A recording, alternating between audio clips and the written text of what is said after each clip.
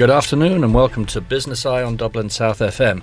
Wow, what a week it's been over here in the UK and around the world. And I have to say, we got two wonderful guests today talking about some very controversial subjects. And obviously we're going to stay within the bounds of governance in this conversation. But I'm going to get quite head up, I guess, because the whole subjects around government and housing and all those kind of related issues are really, really big issues. And for somebody like me who spent 4 years on a homeless charity in Australia, I'm really fascinated by this. So we've got our two guests are Roslynn Doherty from Financial Foundation. Welcome. Hi Simon, thanks for having me today. You're welcome, and it's great to see you. And then Seamus Maye, you wear many hats, so I'll let you introduce those different hats. So welcome to the show. Yeah, thank you, Simon. Delighted to be here with you. And you, and I'm delighted you're both here. And Joe's about to join us in a second. And so I'll kick off by really, Roslynn, just give us a bit of an introduction as to what Financial Foundation is and what the aim is.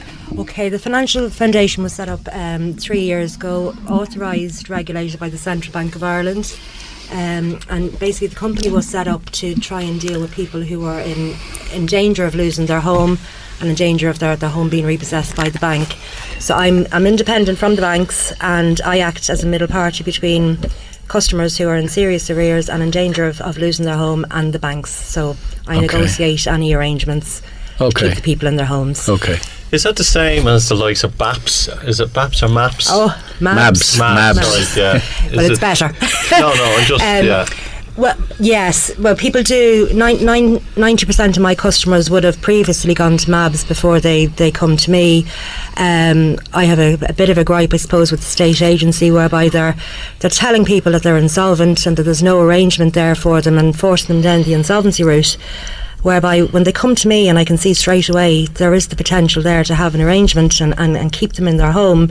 So I really feel that the state is lacking proper advice to customers. So would you call yourself the negotiator or the arbitrator?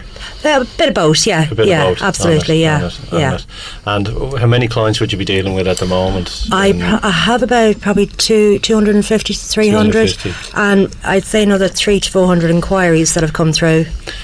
And the reason I'm asking are these issues the fallout from the Celtic Tiger? Are these new issues that are appearing now? A bit of both, but mostly it's the hangover from the Celtic Tiger. Yeah, where people were given these massive mortgages. You know, some people on social welfare were given mortgages, but they shouldn't have got, or they were in high-paid jobs, and then the recession hit. Again, there's marriage breakdowns, illnesses, redundancies. They all have an effect. Financial stress will cause, marriage breaks. Absolutely. Like, what do a lot of marriages break up over? It's finances. Yeah. The issue with that. I believe if any marriage can go through a difficult finance, it's a marriage for life, really and truly. On it. That would be my feeling as well. Yeah. So with it, you're dealing with it's the fallout from the Celtic Tiger. Is there new people coming on stream now? Are these just people who are still fighting after the Celtic Tiger? Again, a bit of both. A lot of people, they've never managed to get their arrears fixed, and this is the issue with the banks. Whether if the customers are still paying the mortgage and if there's arrears still sitting there, this is where the banks have a major issue. So they want because they're down class as non-performing loans and bringing down their books and their readings every year. So it's in their best interest to get these mortgages fixed, keep the people in their homes, and try and negotiate a deal rather than kicking people out in the street and adding to the homeless crisis that we already have. So banks are part of the establishment. I'd like to segue over to Seamus now and talk about your areas, and I think you're involved in 3 or 4 different bodies. So maybe just give you a bit of give us an introduction as to the various hats you wear. Yeah. Well, I suppose this year I don't know if the word celebrate is correct, but I'm celebrating our 40th our 40th anniversary of leaving UCD with a commerce degree.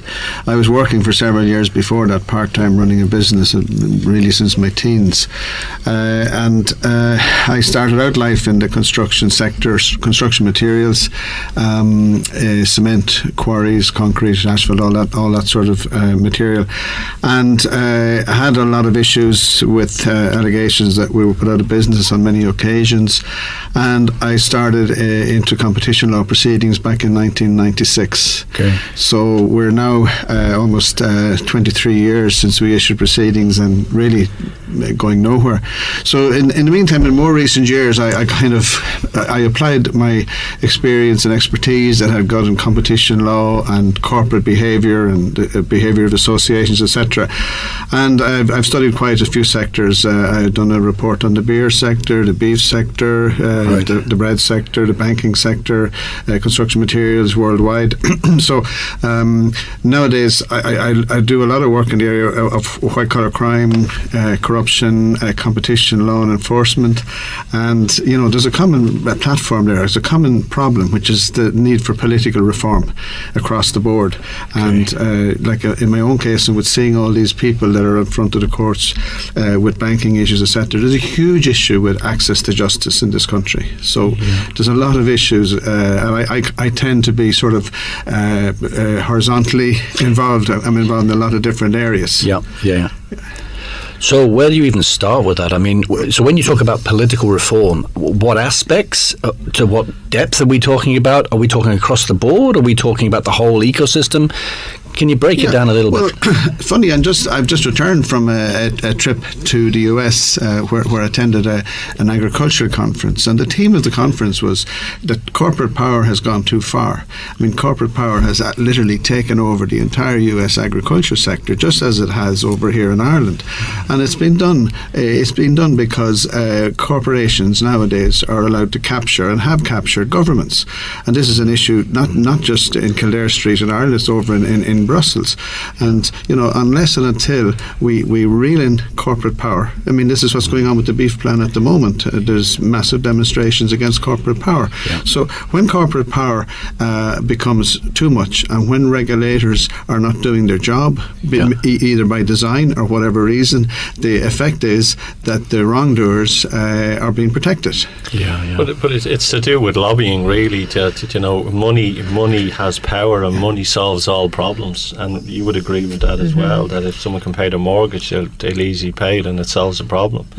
And governments, they're looking at, political systems are looking for what's in it, how can we stay in power, and how can we make ourselves look good to get a vote in for the next election. And the lobbyists then come along with the power. And as you said with the meat, we could do a whole new different programme on pharma, and we could talk pharma in Ireland and Europe and in the States as well. But I just want to jump back to something there. You said you were celebrating, and you were 23 years. Is that for procedures? I was celebrating 40 years from leaving UCD with a commerce degree. But I'm 23 years in court now, since we issued proceedings. I'll be very shortly 23 years. Yes. Okay, just so people know. For what? Okay, my family alleges that not once but on 4 different occasions we were put out of business. So for out of business. Yeah. Okay. So under competition law and competition law enforcement, that's the area we say that companies with market power were in a position to force us out of the market. Not only us, but many dozens and dozens of families in Ireland over the years have been evicted out of the construction materials sector. It's interesting because if you're looking at Ireland, and we count ourselves as very much part of the USA. The mentality when 70 million Irish around the world, 35 million in Ireland, and if you follow looking at just what you're talking about with America really don't give a feck about the CEO. It's all about gaining. I'm reading Richard Branson's book at the moment, and what American companies have done to his company to try and push them out of the business. And I was shocked to believe that there's companies out there that will do, and I know of people in companies at the moment, that there's been tactics used from other companies to get them out of business. Would that be the same of what really happened with yourselves as well? Oh, absolutely, yeah. It's very easy. Once you achieve market power, once you become vertically integrated and horizontally integrated, you can do anything you want. The only way that small, medium industry can be saved or protected is by enforcing the laws. The US has particularly strong competition laws. They're called antitrust laws. They're there since 1890. But it turns out that over the last number of decades, their enforcement has been diluted and diluted and diluted. Over here we've never had enforcement. We have a competition authority here since 1991, and it's effectively a laughingstock throughout the world because it has achieved virtually nothing in 28 years. On it. So with the large organisations, and we survive on multinationals here, and if it wasn't for the multinationals, a lot of people would not be employed. And we know that the multinationals get large breaks because the government do the math and go, hang on, if they get a tax break here, X amount of people are employed and that's bringing money into the system. But that's going back to yourself, is that the issue as well, that you have a lot of people who were, I'm asking the question, were they self-employed or were they working for different organisations that got themselves into difficulty? Because you mentioned people that were unemployed that got loans, but I'm talking about people, entrepreneurs. Are a lot of them coming to you? Yeah, there would have been a lot of self-employed people where their businesses crashed because there was absolutely no assistance for them whatsoever. And then you have the case that where self-employed weren't getting any help from social welfare. So in some cases there was no incomes at all coming into homes, but you could see some of the bigger companies, Coca-Cola and Drogheda, for example, like they had a massive workforce and they pulled out. So a lot of people who would have had joint incomes coming into the homes just devastated overnight. And with that devastation comes overnight. I'm surely if you owe the bank and you ring up the bank and say, look, I'm having an issue at the moment, I can't, finances are coming in, can we put a stop on this mortgage loan? And the banks will agree and say, yeah, we'll do a 6 month stop on it, and then putting that 6 month stop on it, send us in all your bank statements and everything, and we'll work on a payment plan. Yeah. That's what's happening with a lot of people at the moment. Is there some stage that it's gone beyond that someone in the bank, correct me if I'm wrong, are the banks not saying, okay, if you owe a mortgage of $2,000 a month or 1,000, but you give us 200, 300 or 50 or 100, it shows that you're making an issue towards it. And there's one of the other issues as well, that people, when they get in difficulty, they won't talk to the banks and they hide. There's an awful stigma that goes along with mortgage arrears and being in debt. I mean, some wives won't tell husbands don't tell wives, they hide letters. Customers often come into me with a plastic bag of letters that have been unopened, but all they're really doing is compounding the issue. So I really want to say to people, don't be afraid to engage with banks. It's communication. And always, no matter how bad your situation is, try and get some sort of payment in to the mortgage on a monthly basis. Just don't leave it hanging there with no payment going in. Whatever you can afford, get something in. It just shows a willingness to engage. One issue we might catch up after the break, but to get back to Seamus, is I'm interested, I think you represent Transparency International here in Ireland, is that right? Well, I'm a member of Transparency International for many years in Ireland. Okay.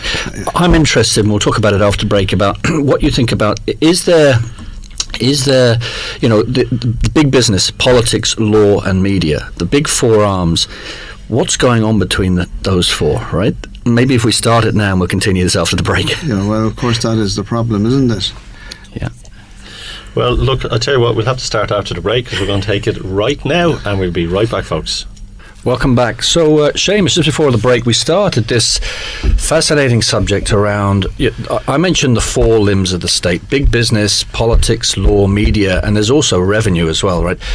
Is there some connection between those five? And if so, to what extent, and what's driving any connection between those five?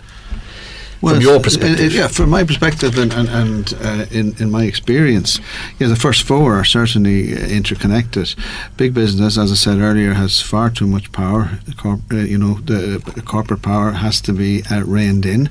It effectively means that corporations control government agendas. They control the agenda in Brussels. I've seen it over the last 25 years. I've seen how corporations have gained control in Brussels.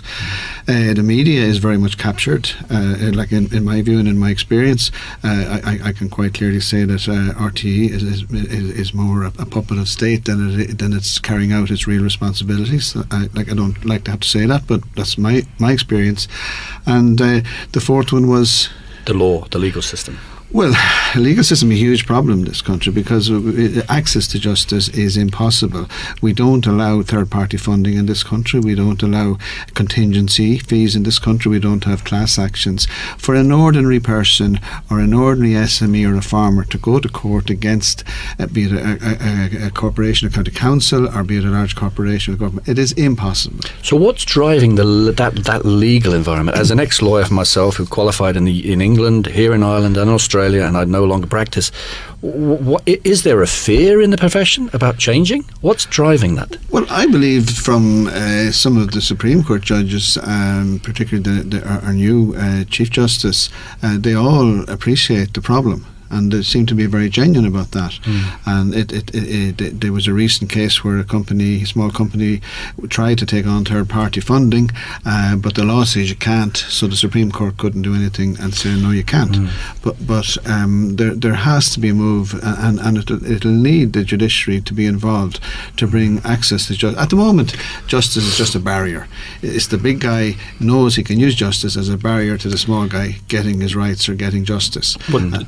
You mentioned there, you said farming, and do the farmers not have like a co-op or a union or whatever it may be that they can then use them with the power of going and fighting whatever they need to fight? Well, unfortunately not. All the business side of farming has become corporatised. The co-ops have fallen into the hands of PLCs, and I would say that the main farming organisation, IFA, have a lot of experience with it, has not effectively represented farmers over the years, and that is why we are where we are today with farmers on the streets. And they have a hell of a battle on their hands because massive structural changes has to take place in the whole farming sector. It's right across the board. It's across the board, yeah. Whether it's in banking or building materials or in farming, we have to recognise that it's the socio-economy that matters, not the economy. And for the socio-economy to work, we have got to rein in corporate power, because corporate power is based on one thing: greed and growth. But the one thing, you could sit here all day and we could talk till we're blue in the faces as well. And the only reason that it will not change because there's not enough people find a need for it to change.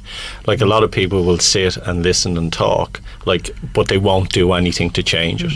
And that's even with the way that people are being educated or not being educated about paying their mortgages or in arrears, or companies who don't hide under the mat when the bill comes through. If it's like getting into, people don't care. There's not enough people to care to make the changes. Unfortunately, the vast majority of people, the 60% in the middle or the 70% in the middle, seem to be oblivious to everything that's going on, and they just come out and vote for the same parties and vote for the same thing all over again. But I do genuinely, I blame media has a huge role to play here, and in my view, our national media is not doing the job that it's supposed to do. But you're talking fair and impartial and explain to the people what's going on. I mean, the people don't know what's going on in the banking sector. Yeah, but I disagree that you need media to do it, because maybe 10, 20 years ago, if you wanted to tell a story and you went to media, it was a producer that made that decision and said no. Now you have the power of YouTube. You have the power of telling your own story. You have the power of online, that if you want to get a message across, people with stories no longer need to rely on media, because they can damn well do it themselves and tell those stories. And there is fear, Big Brother watching me or whatever. Forget all that. You do it, you get the message out there, enough people share it, they can track it down, and that's how you get that message. And it's the consistency of it. So if mainstream media is blocked, I know people that don't listen to mainstream media. Personally myself, I haven't read a newspaper in 10 years. Might be mad, but I'm living a happier, better life because I'm not reading a newspaper, because I felt that the newspapers were depressing me. okay? But I get my information from other sources, and I get it more reliable as well. You're perfectly right, and social media is doing a lot of work in changing things. But the problem with social media is we're all talking to ourselves.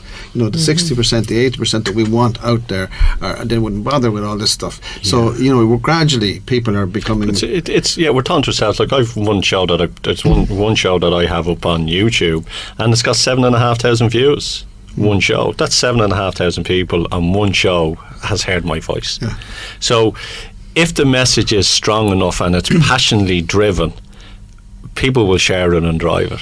And it's not just getting up there and saying it once, it's getting up there and saying it often. Because when you say it off consistently, you know we're all in sales, we know you need to hear something, you want to change someone's opinion, tell them 9 times, and in the 9th time then they'll believe it. Yeah. Media has the power. Big companies have the power of doing that. That's why they spend money and fortunes on advertising.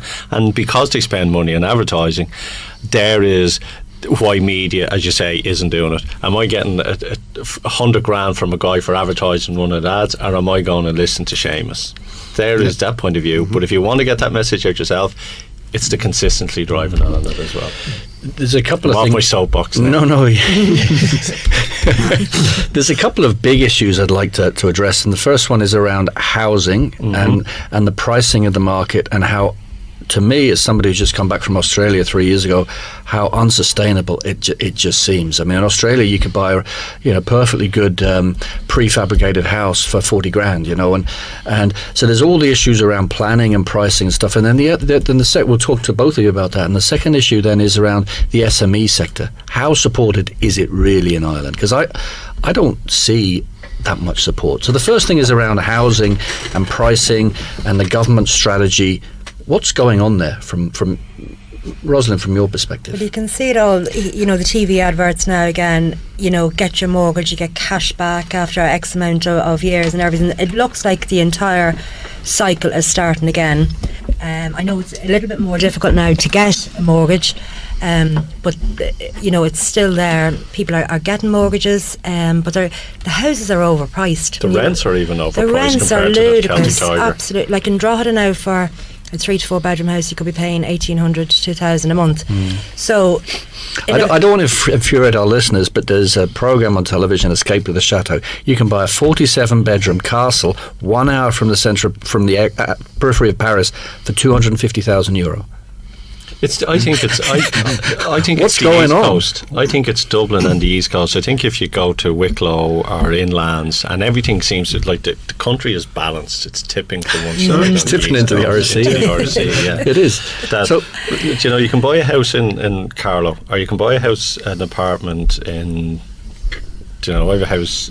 My house is in Tinnahealy, and in Tinnahealy the houses there are 4-bedroom house in Tinnahealy is 200,000. Yeah. You see, a lot of it, Simon, is down to banking. I mean, very few people that I've come across ever know what's in Article 45, Part 2, Subsection 4 of the Constitution, which is about the control of credit.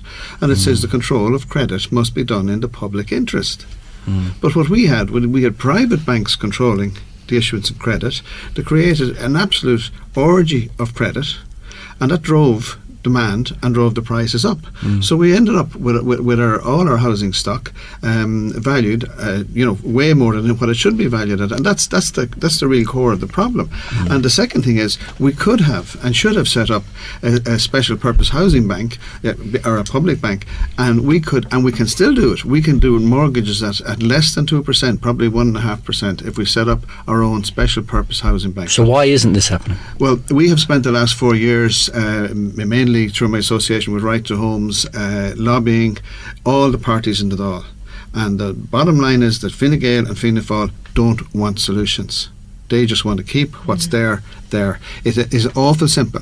Can I say to you, Germany, over 70% of the banking market in Germany is in the hands of public and community banks. Co-op. 12.5% of the German banking market is controlled by Deutsche Bank, Commerzbank, and the pillar banks. In Ireland, 95% of our market is controlled by pillar banks, who are for profit, for maximising profit, and they don't want change. And these are the powerful people. These are the people that have the lobby. So it sounds to me from both of you that the system here is just set up for inevitable boom and bust.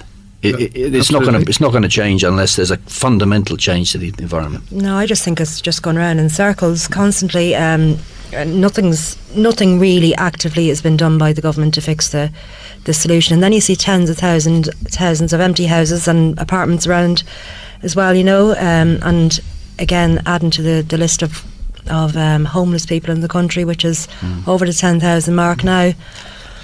But it's if you look at the way you're talking about boom and bust, it's a 10-year cycle in this country. 80s, 60s, 70s, 80s bust, 90s. It's every 10 years. And if you look out around Dublin, you can tell how well, I always say how well Dublin is doing, the amount of cranes that are up at the moment. But it's a 10-year cycle. So do we as a nation of people understand that 10-year cycle and build for 10 years, put our nuts in a safe place for when those 5-10 years doom come, and then, because that's what it is, it's 10 years on, 10 years off, and that's the cycle. Yeah, but you can't. An individual can't legislate against that, because for starters, if we put our money into credit unions, the credit unions are obliged to put the vast majority of the deposits on deposit with the pillar banks. And now they've brought in these laws to do with bail-in. So the next time our banks go bust, they're going to be lifting some of our deposits. It's mad. And the government know that, and they've taken no steps. They have frustrated every attempt to sort out the banking market. If I could just give you one example, in New Zealand, where they had similar dominance by the pillar banks, less but similar, in 1992 the government set up the Kiwi Bank. So they converted their post office network into the Kiwi Bank, which has really made especially the indigenous economy thrive. But we're closing down our post offices. Because, why are we? The reason we're closing them down is because they are a threat to the banks. And the same reason why the credit unions are shackled, because they're a threat to the banks. It's mad what's going on in this country. It's crazy. We're just going to take a quick break and we'll be right back. And welcome back to Business Eye. We're having a nice casual debate on our financial system here today, and it's quite interesting.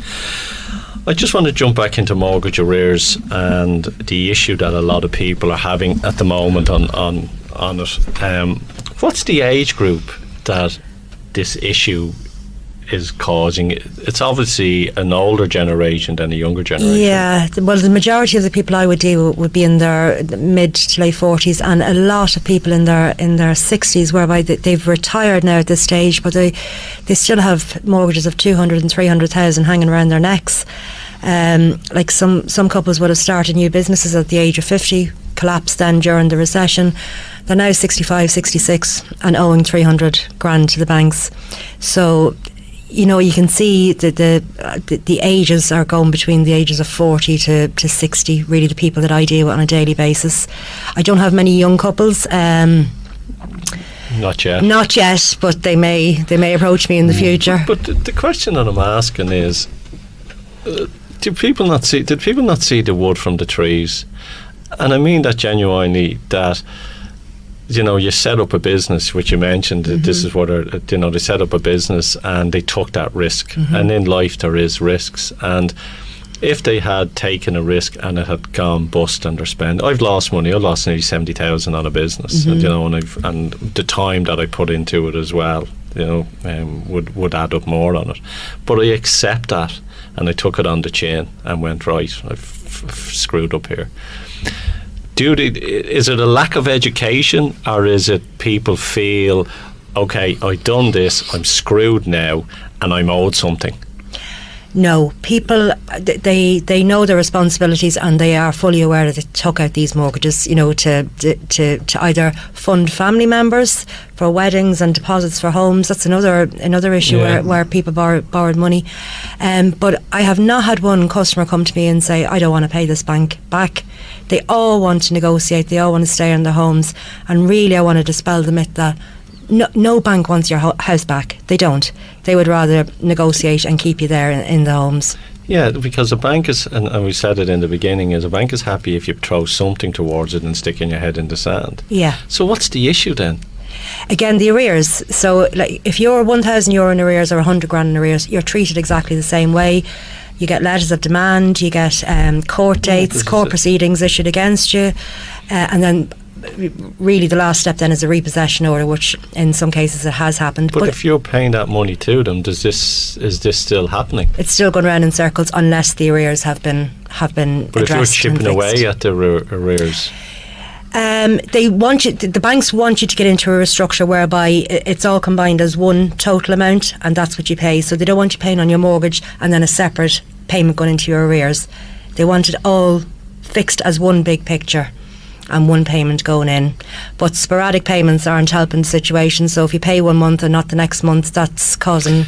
But if you're say you owe two grand a month, Yes. okay, and you owe 20 grand on your mortgage, and you're paying 2,200 on a monthly basis, you're no longer you're paying that, and you're paying the arrears. Do they see that acceptable? They do, but they still have to restructure the mortgage to reflect that.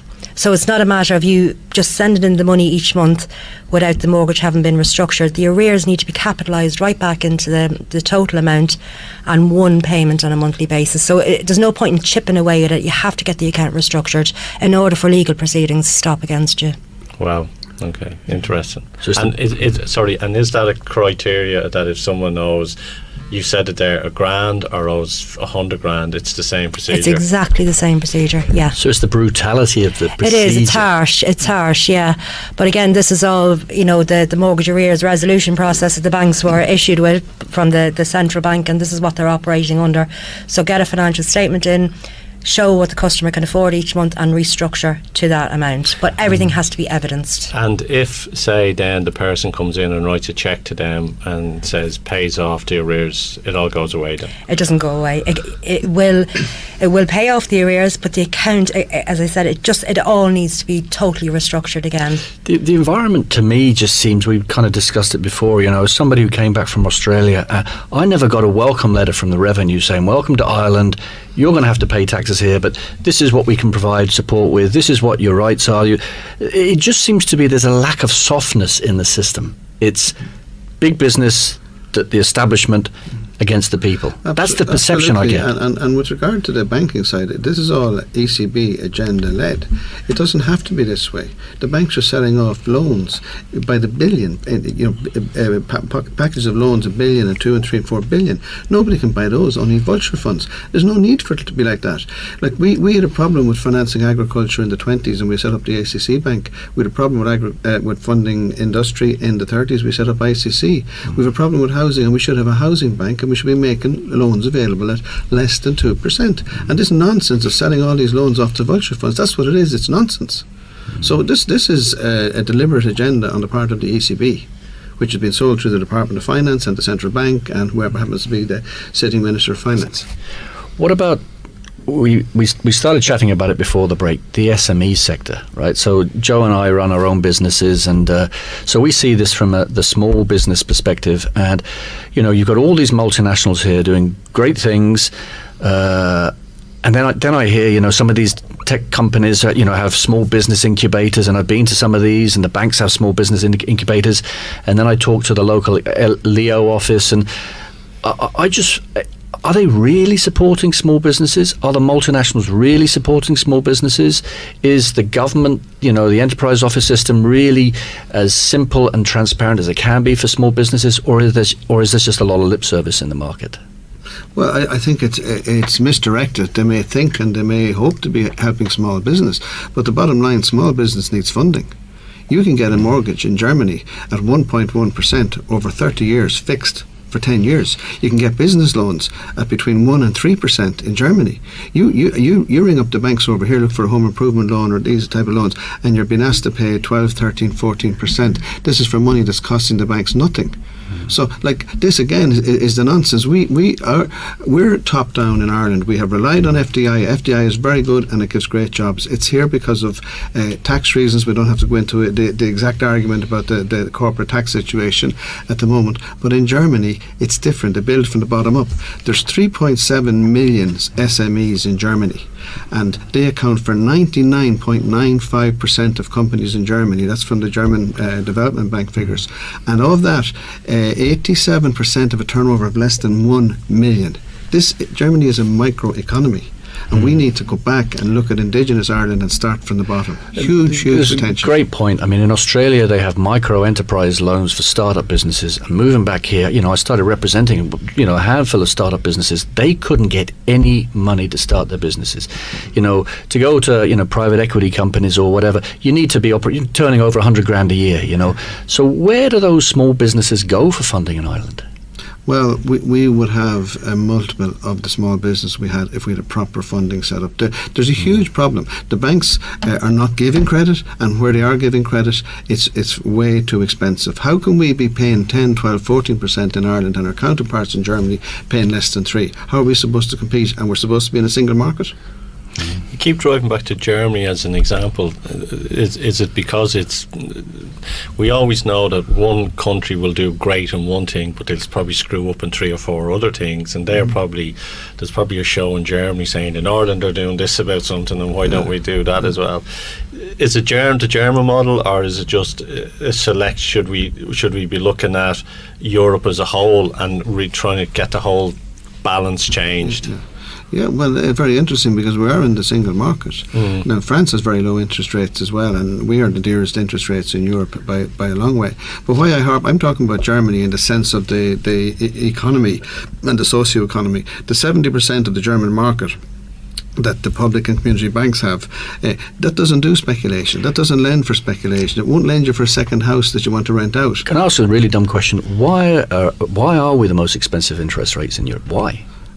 Well, I can tell you why, because we're an island economy, and we've had markets rigged in every sector right across the economy. We've had markets rigged. I don't want to start using words like cartels and all that, because we shouldn't on the public airways. As well. We're supposed to have a single market. We don't have a single market for banking. We don't have a single market for insurance. We don't have a single market for pharmaceuticals. We don't have a single market for motor cars. We don't have a single market. Again, when I moved back from Australia 3 years ago, I was effectively lied to by an insurance company. I had to pay something like $2,000 for my car insurance. Following year, I went to an online broker. That was more than halved, and they told me the information the insurance company told me when I arrived here wasn't correct. Look, we're coming to the end as well, but I want to just ask both of you: what advice would you give someone in both of the sectors that you're working in? So let's start with mortgage arrears. What advice would you give someone? Well, really the best advice I can give is, try and engage with somebody who is authorised and they have a licence to do this. So don't just go to anybody willy-nilly. You need somebody with experience and somebody who knows how to deal with the banks and how to complete a financial statement. Secondly, I'd always say make a payment. No matter how broke you are in a particular month, try and get some sort of a payment into the bank. Be realistic when you're filling out your financial statement, and there are certain guidelines that the banks give us to live by. So don't be afraid to say that you socialise slightly and you go out to the cinema with your kids. You're allowed to kind of live your life as well. And where can people find you if they want to reach out and connect? Well, they can find me on Facebook, the financialfoundation.ie, website as well, and the telephone number is 041 98 35710. And the website is www.thefinancialfoundation.ie. Perfect. And yourself? In terms of advice, you've 1 minute. Yeah, okay. Well, honestly, I believe that the change we all require has to go back. We need political change. We need to change the Senate. We need to ban the political parties from going into the Senate. We need to put in people with track records. Unless we get in at the top and deal with the problems where we can deal with them, nothing else is going to change down the line. Yeah. And where can people reach out to you if they want to speak to you? I would very much recommend people to listen to my TED Talk, which is entitled Ireland, Democracy or Corpocracy. But I'm on Facebook as Seamus Maye, I'm on LinkedIn as Seamus Maye, and I'm on Twitter as ISBA, that's International Small Business Alliance.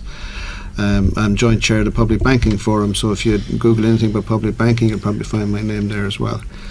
Perfect. Simon? I just want to say we've been bashing Irelanding, but Mick McCarthy's taken us to the Euros, and we're going to win the Rugby World Cup. We better ring that rugby. We better win that rugby game tomorrow. I'd like to thank both of you for coming in. It's been an interesting conversation, and Simon, great to see you here again, and my friend. And you. And we will be back next Friday again, same time, 1:00, live on